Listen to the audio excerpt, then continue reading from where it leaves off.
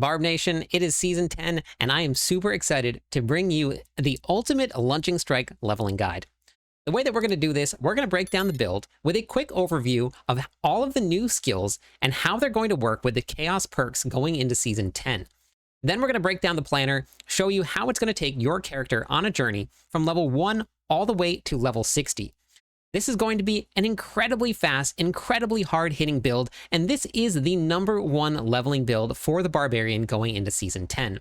Now, this will rely on some runes to make it incredibly strong, but even without those runes, it is still a very strong build. Now, what makes this build so strong? This build is going to harness the power of Dual Threat. This is going to be one of the Chaos perks. Casting a basic skill also uses another equipped basic skill at the target, dealing 80% of its normal damage. This will allow us to cast Lunging Strike, which is incredibly strong, as well as add in all of the increased attack speed that you get from Frenzy while doing double the amount of damage because you're going to be attacking with 2 basic skills at one time.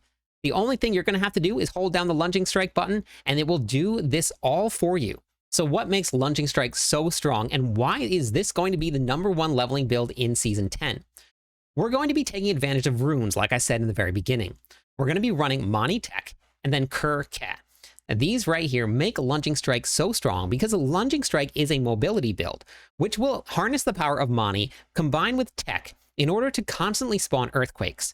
Then you combine that with Kur and Ke, and now you have wolves that not only are very strong on their own, they also make enemies vulnerable, they freeze enemies in their paths so that you have the chance to deal damage or heal yourself up if you're in a pinch. Now, earthquakes are the #1 strongest way to level in the game for the Barbarian, so that's why it's so important that we get Mani and Tech up and running. If you do not find these early, which does happen, then you can just simply use whatever runes you do find. Any of the damage ones, except for Meteor, do quite a bit of damage. So you can combine any of those with Mani, and it will do a lot of damage for you in order to make this very strong. Lunging Strike on its own does enough damage to get you from level 1 to level 60, and you're going to keep an eye out for some of the key aspects that are going to drop as you go through the leveling process. So let's take a look at the breakdown of how the planners are going to work. The way that I set this up, we're going to have different variants for different parts of your leveling process. Your level 1 to 25, your level 26 to 40, and then your level 41 to 60. These are all going to take you on that journey from level 1 all the way up to level 60. In the first 2 variants, the level 1 to 25 and the level 26 to 40, all of the aspects that you find in this will not be something that you have to wait for them to drop. You can go to any of the dungeons that will unlock these aspects, clear the dungeon, and now you have the aspect. Now that sounds great, but how do you find these dungeons without having to scour your map, hover over everything, or hit Google in order to try and find out where the dungeons are? Well, I got you covered there. If you scroll down to the very bottom here, we're going to have a dungeon aspect tab. This will list all of the dungeon aspects that you can find, the dungeons that they're in, as well as important dropped aspects that you need to keep your eyes out for. So if you find any of these, those are going to be the ones that you want to add on for the leveling process because they're all very, very strong. Now you know the name of the dungeon, but then how do you actually find them in your map?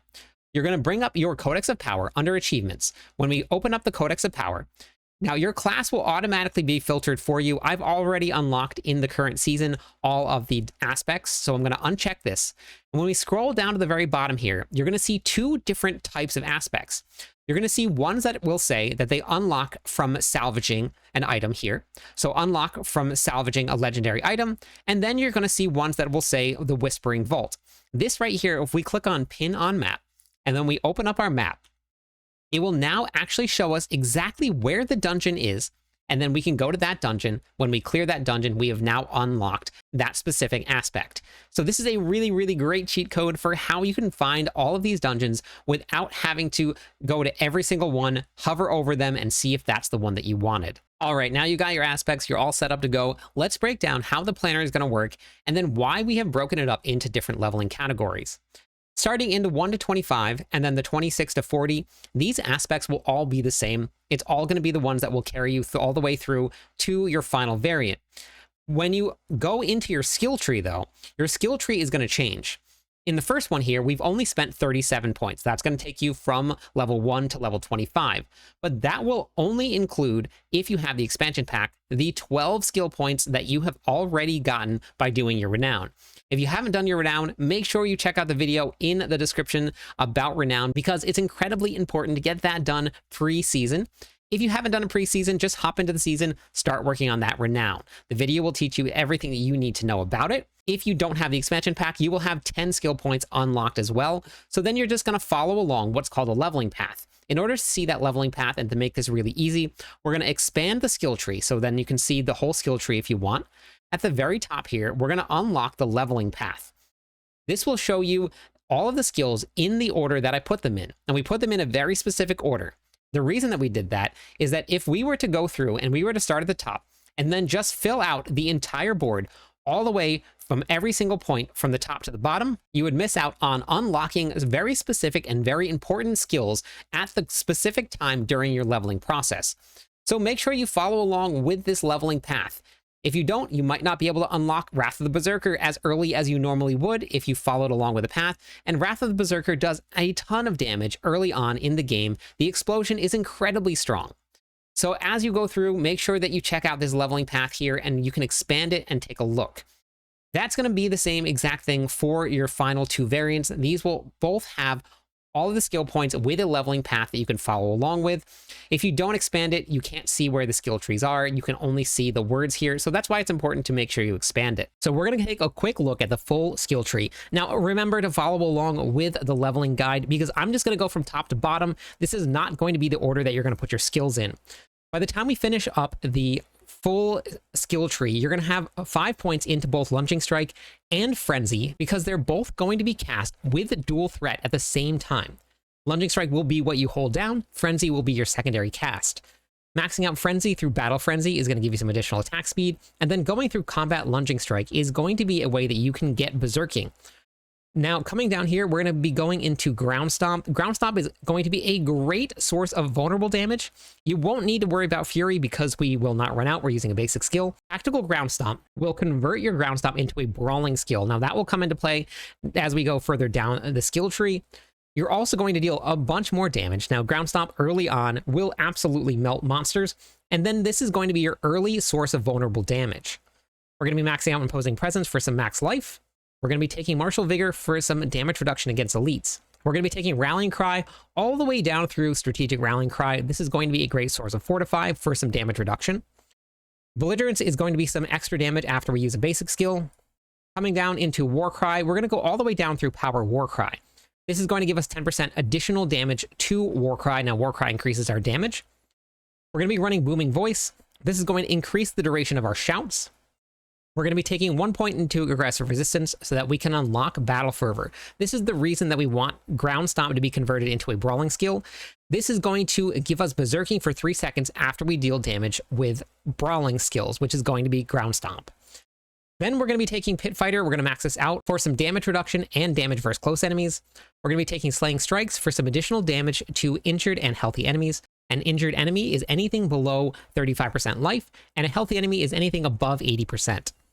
We're going to be taking No Mercy for some increased critical strike chance. 1 point into Thick Skin, so we can unlock Counteroffensive. This is going to give us some additional damage whenever our Fortify is above 50% of our maximum life. Defensive Stance, we're going to gain additional damage reduction to Fortify. It's also going to be a passive heal for us. We're going to be maxing out Call of the Ancients. Now, this is some big damage, and because we're going to be running a basic skill build, we won't be going into Wrath of the Berserker. Wrath of the Berserker requires you to spend Fury in order to get the bonus damage out of it. We won't be spending any Fury. It's a very easy build to run in that sense because you don't have to worry about Fury management at all. Because we're going to be running Call of the Ancients here, we're going to go all the way up through Supreme Call of the Ancients. This will cast Earthquakes, which Earthquakes will be buffed in this build. So this is a great way to get all of the damage out of Call of the Ancients, which does a lot of damage during the leveling process. To buff those Earthquakes more, we're going to be taking Heavy Hitter. Your ultimate skills, Earthquakes, and Dust Devils are going to deal more damage. Because we're going to be running a two-handed mace for this build, for Lunging Strike, we're going to take advantage of Heavy-Handed. While using a two-handed weapon, we're going to deal 18% increased critical strike damage. We're also going to be able to take advantage of Wallop here. Skills using a bludgeoning weapon are going to deal increased damage to vulnerable enemies. Now, Ground Stomp is going to stun and make enemies vulnerable. Same thing with the wolves that we're going to be getting from the runes. Those runes and those wolves will make enemies vulnerable. And to top it off, we're going to be taking Unconstrained here. This is just going to give us some additional damage while we're berserking, and this is why we're trying to get as many abilities that will give us berserking as we possibly can.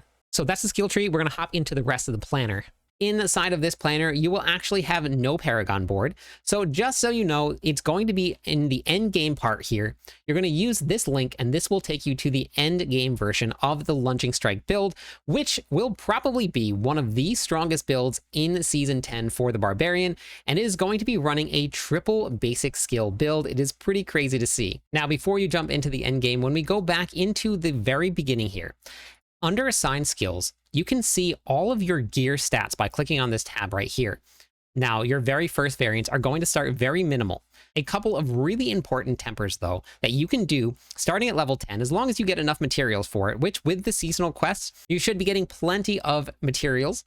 This is going to give you very specific weapon enchants that will do a bunch of damage. At the very beginning of the game, you're probably going to do about 20 to 30 damage. If you put these on your two-handed weapons, these will do upwards of about 150 damage. Now, that is way more than what you're going to be doing. So if we start tempering very early, we have 4 of these that will be tempered. This is incredibly strong. Now, at what point should you start tempering? And then what should you do during the leveling process with your gear? If you come over to my website here at cliptis.com, this will be in the description of the video. This will be fully optimized for Season 10 when the season goes live. This is the leveling strategy right here. This will give you a basic overview of what is going to be the best leveling routes and the best strategy for the season here. It will cover what a gear check is when you go back to town, when you should do it, what you should do during a gear check. This is going to be one of the most important ways if you want to keep yourself organized to check this out. These guides are completely free to anybody that wants to use them. And as you progress through your different tiers, your gear stats are going to slowly increase, and then you're going to eventually end up with a full set of gear stats on your gear. Now, this is just leveling gear, so you do not have to spend the time hunting for these specific stats. But if you do happen to find them with things that are very similar to these, this is going to be incredibly important to getting yourself ready to make that jump from leveling in Penitent to Torment 1. The last thing I'm going to leave you with, if you haven't yet joined the Discord, it will be in the top of the description of the video. It'll look like the Discord icon. You click on that, and then you would join up with us. This is a bustling place for anybody that wants to hop in and play with a bunch of Diablo 4 fanatics. Now, the trade channel is bustling all day long. There are people trading stuff, and it is the end of the season, and people are still working and playing the game. This is going to be an incredibly fun place to be. We have voice channels set up. We also have a class-specific channel for every single class that you want to learn. Not only that, but we have an entire events team set up for you to hop in this season. We're going to be doing events like leveling groups, Infernal Horde runs, and eventually doing some boss runs that will all be sponsored by the clan itself. Now, if you do want to join one of the in-game clans, there is a queue for it, so it may take you a little while to get in. However, we treat Discord as the clan, so if you join the Discord with us today, you have now joined our clan, and welcome to the Legion. That's all I got for you today. Hopefully you found this video helpful. If you did, make sure you share it with your friends. Thank you everybody for watching. I'm live every night. I'd love it if you stopped by, said hi, theory crafted with me. Catch you on the clip side.